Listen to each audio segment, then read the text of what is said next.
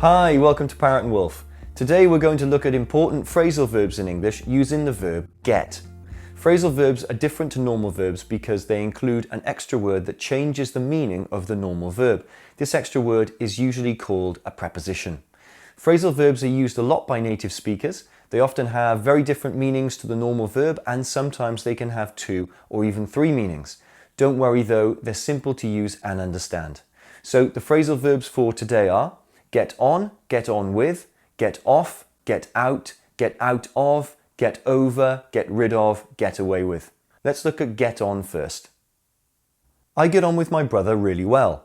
This is a simple sentence that means to have a friendly relationship or be on good terms. You can't split the verb with this meaning.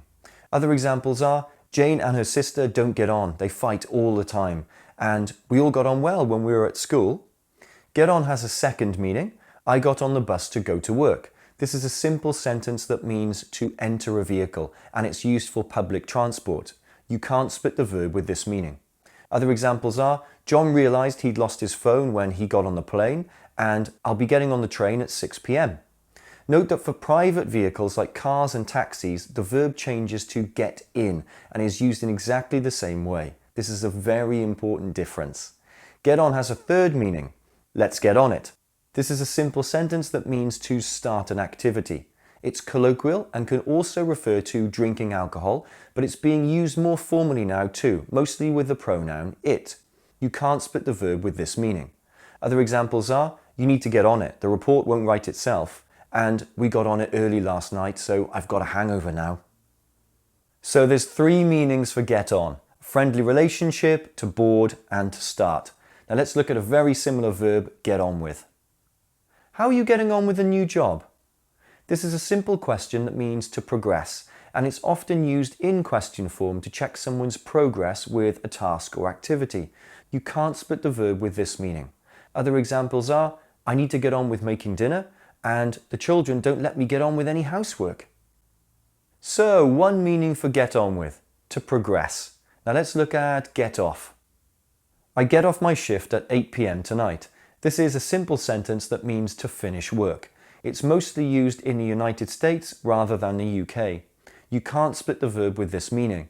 Other examples are, he didn't get off until very late, and I'll see if I can get off early. Get off has a second meaning. I got off the bus outside the office.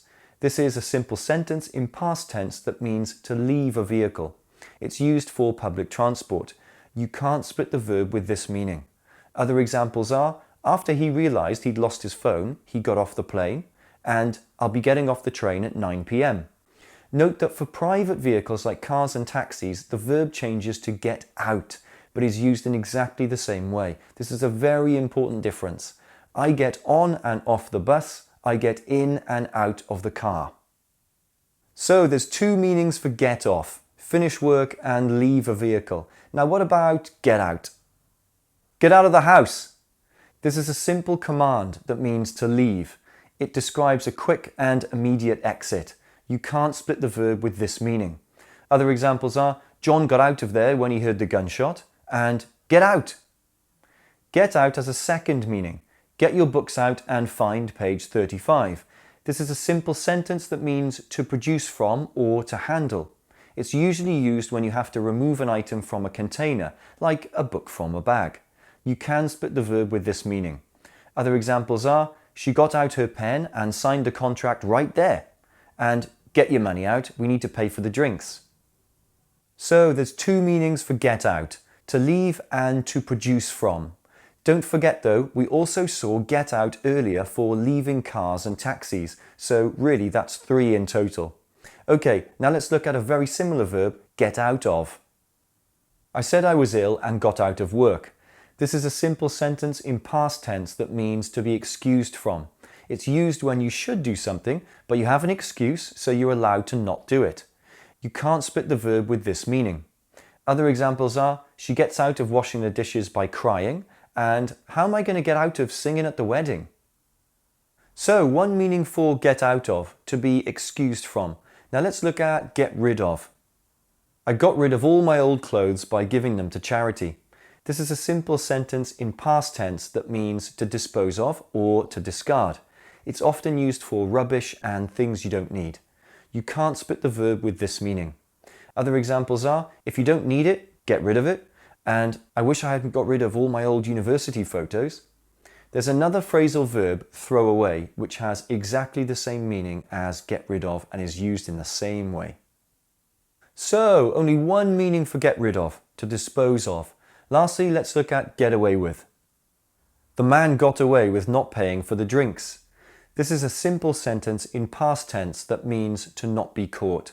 It's often used when there is something you shouldn't do, but you do it and there's no consequences. You can't split the verb with this meaning. Other examples are, politicians get away with lying to the public, and I can't believe you got away with cheating at cards. Okay, only one meaning for get away with, to not be caught. Now remember, you can split some phrasal verbs, but others you can't split. When we split phrasal verbs, we can replace the object with a pronoun. However, the pronoun can only go in the middle of the verb, never at the end. I turn the light off, I turn it off. I turn off the light, I turn off it. The last sentence is incorrect. This is the same for all phrasal verbs you can split. The object can go in the middle of the verb or after the verb. The pronoun can't go after the verb, only in the middle. So, to summarize, phrasal verbs have a normal verb and a preposition. Phrasal verbs have different meanings to the normal verb.